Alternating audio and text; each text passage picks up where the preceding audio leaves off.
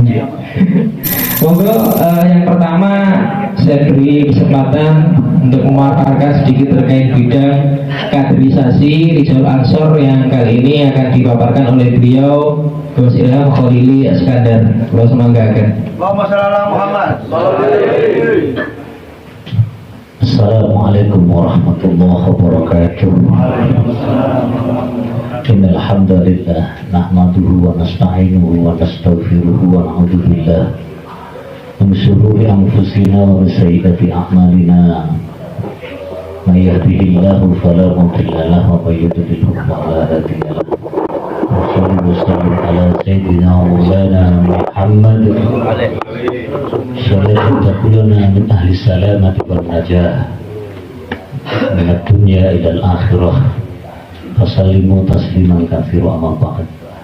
Yang kami muliakan, yang kami hormati, yang kami cintai, sahabat ketua Gerakan Pemuda Ansor Kabupaten Banyuwangi Haji Ikhwan beserta jajaran Ketua Majelis Zikir dan Sholawat Rijal Ansor Gus Muhammad Anas serta jajaran pimpinan yang lain yang tidak bisa kami sebutkan satu persatu. Nanti penghormatan terus nggak selesai. Utamanya wabil khusus tuan rumah ya, BAC Rijal Ansor Kecamatan Sempu yang sangat saya banggakan. Ini merupakan kegiatan perdana sebagai satu rangkaian kaderisasi sebenarnya.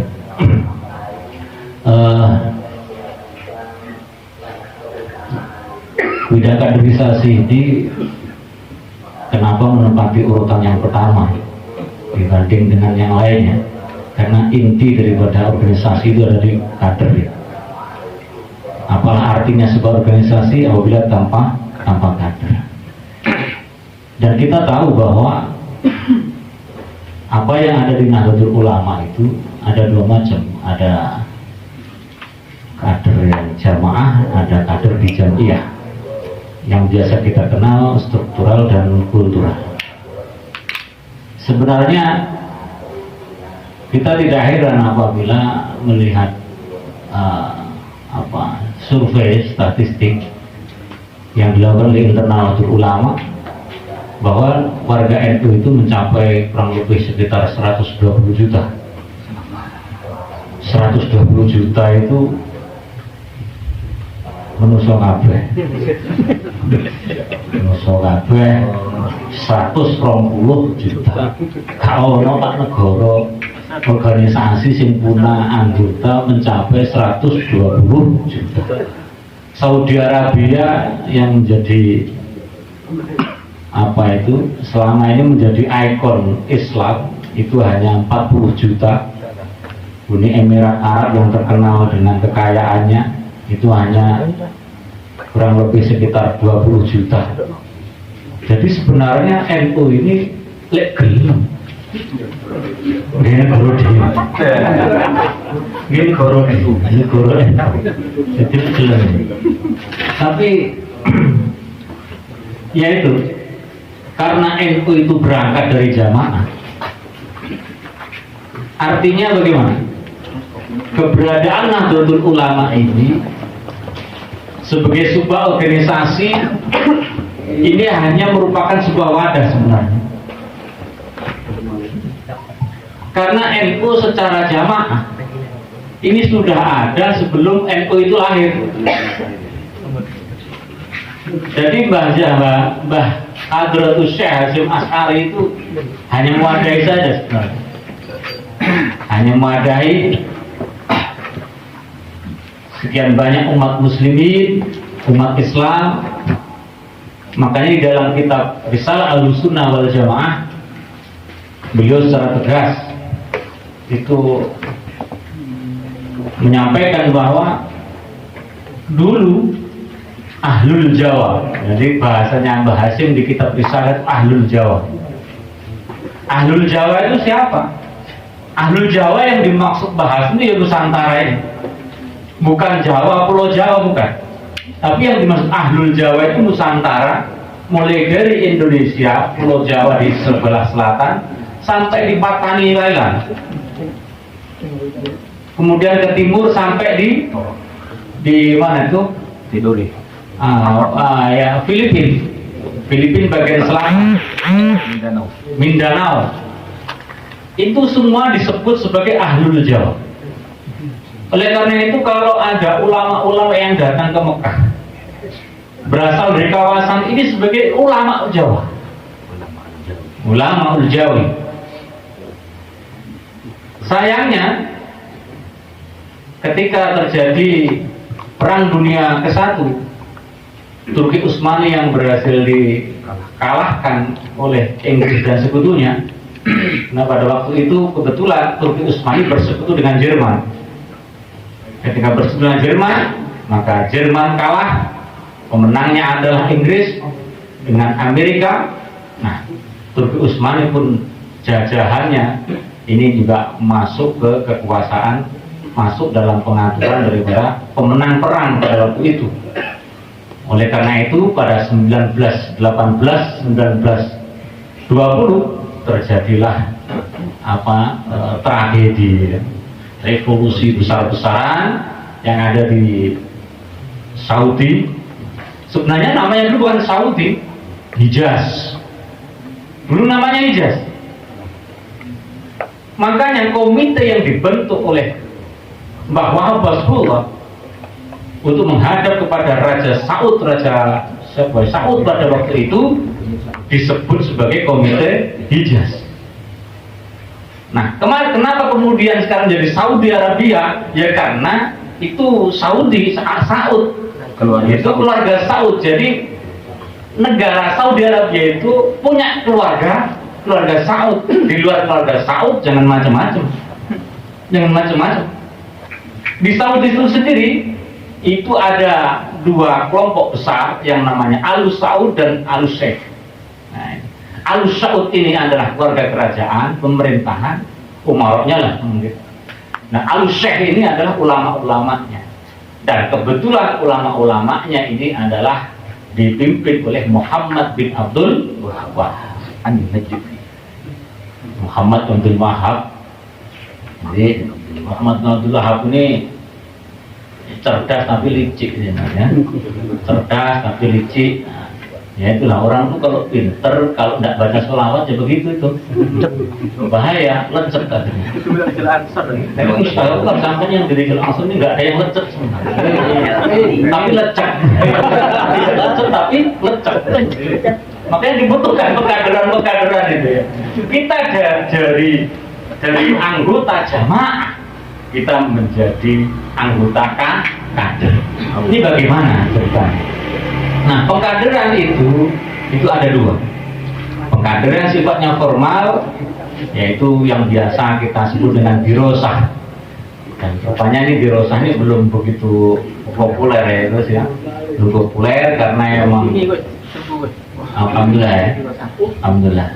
Jadi dirosah ini masih belum begitu populer, tidak seperti PKD, tidak seperti di Klaksar yang sudah begitu populernya.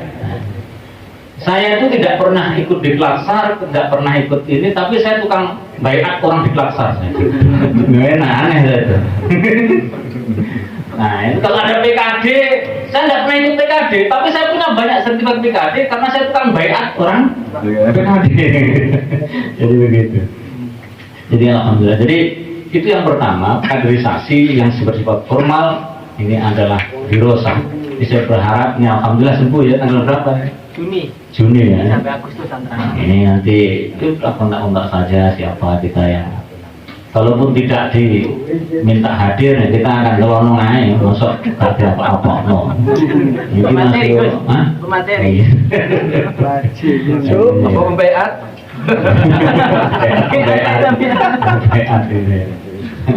Ya, terus kemudian yang kedua itu adalah kaderisasi informal melalui pengajian-pengajian, kegiatan-kegiatan dan amalnya.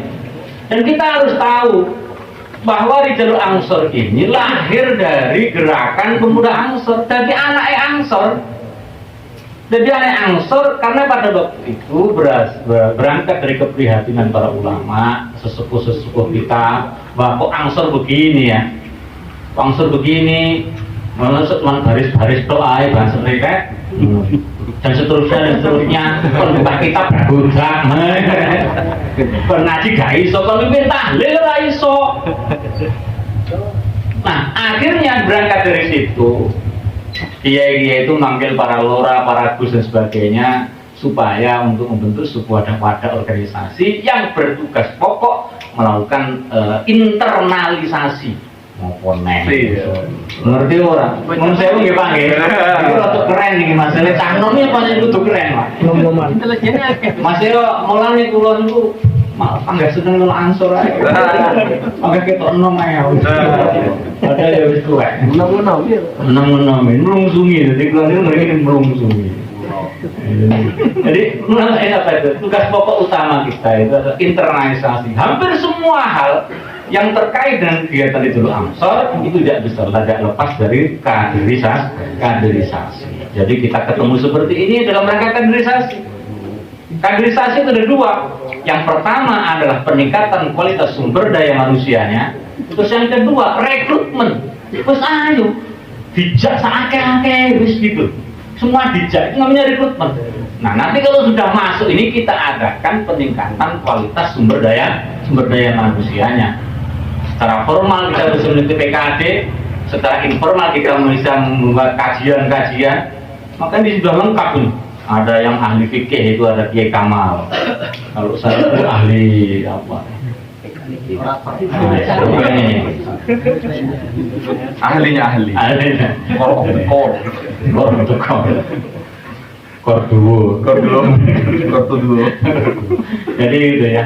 Jadi kaderisasi banyak yang bisa kita lakukan. Dan yang terpenting kaderisasi bisa dilakukan di semua tingkatan dan tidak harus formal gitu. Tidak harus formal. Dan yang paling utama kaderisasi itu dilakukan melalui kegiatan, terutama amaliyah. Jadi yang amaliyah nahdiyah itu kerjaannya di jalur ansor. Jadi hidup dan tidaknya ansor ini tergantung amaliyahnya. Enek tahlilannya kok enggak, enek sholawatane apa enggak, enek rotifane apa enggak, enek maulidane apa enggak. Kenapa hari ini Pak itu begitu masif diserang oleh mereka itu? Iya. Oleh minhum itu. Karena kita kosong amaliyah. Masjid-masjid yang berhasil diambil alih karena kosong tidak ada amaliyah. Pemuda-pemuda kita hari ini banyak direkrut oleh mereka itu, termasuk nah ini dulu pernah ini taubatan nasuhan ya ini taubatan nasuhan ini saksinya saya dah saksinya saya taubatan nasuhan Ampun ya ini. ampun nggak apa-apa ini pengalaman ya udah alhamdulillah mudah-mudahan kabar seterusnya ya mudah-mudahan saya yakin ini beliau itu banyak potensi. Beliau di samping sebagai seorang dai muda di wilayah kecamatan kota Banyuwangi, beliau ini juga sebagai entrepreneur, pebisnis. Bisnis apa? Bisnis travel umroh. Jadi kalau kawan-kawan, sahabat-sahabat semua punya umroh, hubungi saja. Lewat PC, PC. Nah, bisa jadi nanti PC biasanya ini punya travel sendiri ya. Siap. Kawan. Jadi seperti itu. Jadi nggak usah ragu-ragu. Makanya saya sendiri bangga. Ditempatkan oleh Allah untuk menemani Gus Anas dan kawan-kawan serta sahabat-sahabat semua di seantero Banyuwangi. Dan kita semuanya berangkat karena pengen mendapatkan ridho dari para guruannya itu saja. Tidak ada yang lain dan tidak ada bukan. Tadi kalau Gus Aluf itu nyinggung sangu, enteng sangu itu opok. Sangu itu opok. Apa? Jadi ono ya kalbu ya. Berdua. Jadi seperti itu ya. Jadi program secara detail nanti kita bisa bicarakan lebih lanjut. Itu hanya sebagai khotimah saja ya. Kita santai saja, nggak usah tegang-tegang ya. Lumayan ya. pemanasan lumayan. Ya, oke. Bukan sama. Ini kan mancing, kudu Iya, kan iya. Ya, gitu ya. Saya kira itu saja dulu dari saya. Tidak saya tutup dengan salam karena mungkin nanti bisa disambung lagi. Terima kasih. bidang yang